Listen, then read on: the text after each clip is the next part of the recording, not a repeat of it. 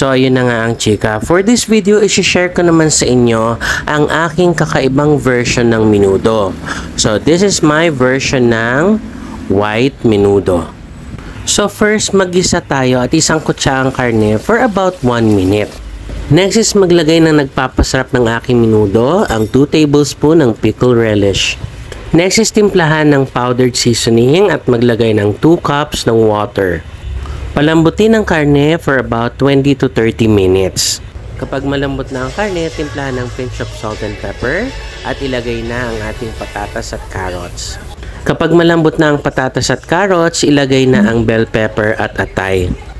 And lastly, ilagay ang binlender na pork liver, simmer for 2 minutes and we're done. So, presenting ang aking kakaibang version ng white menudo.